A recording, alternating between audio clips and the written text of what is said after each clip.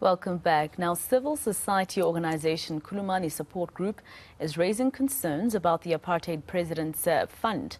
The organization says 2 decades since its establishment, victims, survivors and their families remain poor and hopeless. Some of them have been staging a sit-in at the Constitutional Court. For more on this, we're joined by National Director of the Khulumani Support Group, Marjorie Jobson. Thank you so much, Marjorie, for your time here on eNCA. Just firstly, is this a different group to the group that received the 30,000 Rand each or so?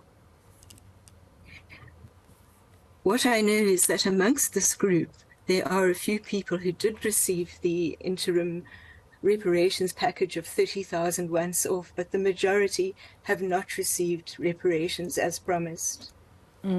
And, you know, for us, actually, in the newsroom, we were discussing it, that surely 30,000 Rand is not enough, right? Especially for the heartache that these families are going through. Some of them ended up being, for instance, you know, they on wheelchairs, or they are not independent for the rest of their lives because of the injuries they sustained during apartheid. Some of them lost breadwinners, etc. So surely 30,000 Rand, which can be done within a month or two, is not enough.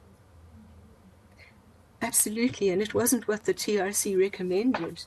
But the real problem has been that our government, post-apartheid government, has not ever been committed to the program of reparations. And what we are understanding is that hosting a truth commission is very much, it's a colonial construct that actually serves to appease a few people. You know, the TRC for victims, the victims' human rights violations hearing only reached 21,000 people out of a history of more than 40 years of gross violations of you know, human rights violations. So the TRC was an instrument, basically, we think, just to appease the population, to distract them, but not to actually deliver justice for all the victims who carried the cost of our liberation struggle. And what we've learned is that there was a decision just after President Mandela handed over the report that carried all the TRC recommendations just after that, there was an order in government to basically shut down on the TRC and only to entertain the 17,000 people that the TRC had recognized. And that's where our problems stem from. And it's a grave injustice to the stands that the people who were the whistleblowers of that day they are still carrying the cost, just as whistleblowers today are carrying immense costs for standing up against the theft from the state, you know.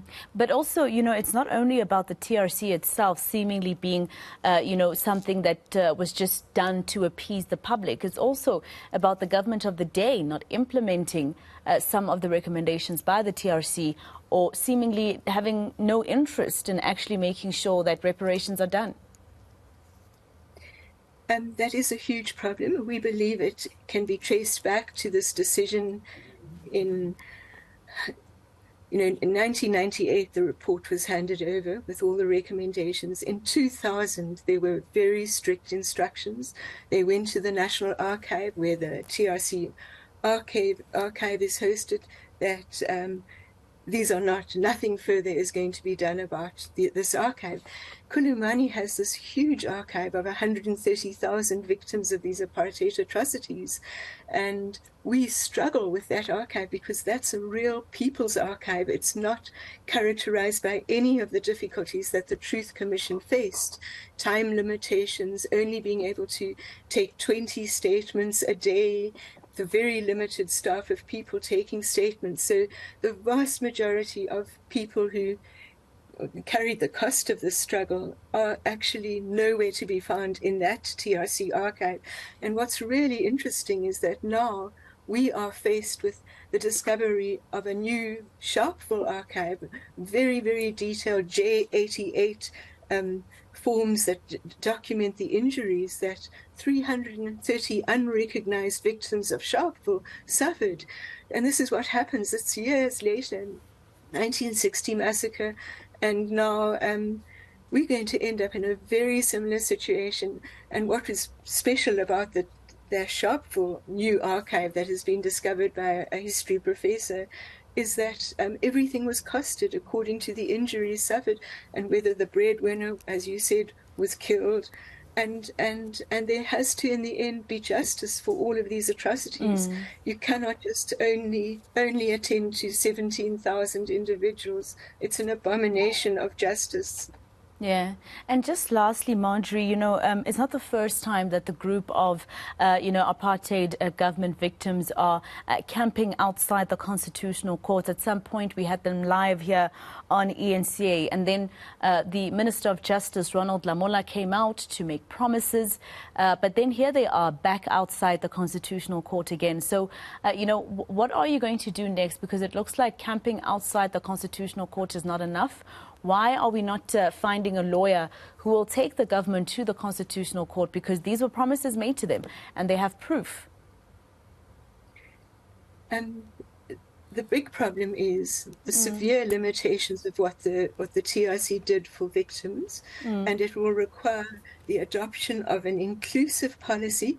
I can remember just after the TRC concluded its work, we held meetings with the entire Department of Justice then, and there was no wholeheartedness about doing anything for victims. And this is the model. We saw it with the Marikana massacre.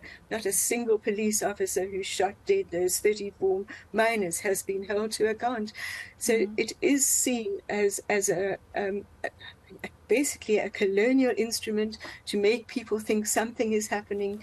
Also, you use it to assess what the risks are to you as a government. I think the risks to this government of not doing this properly, of not having a reparations policy, is going to come back and bite them very severely. And as we've learned from the new Sharpeville archive, it does not disappear. 50, 60 years later, people and the descendants of all these proud victims are going to be asking for justice. Justice delayed is justice denied, and it's a very, very deep wound for the victims who carried the cost of the struggle. All right, Marjorie, thank you so much for speaking to us here on eNCA.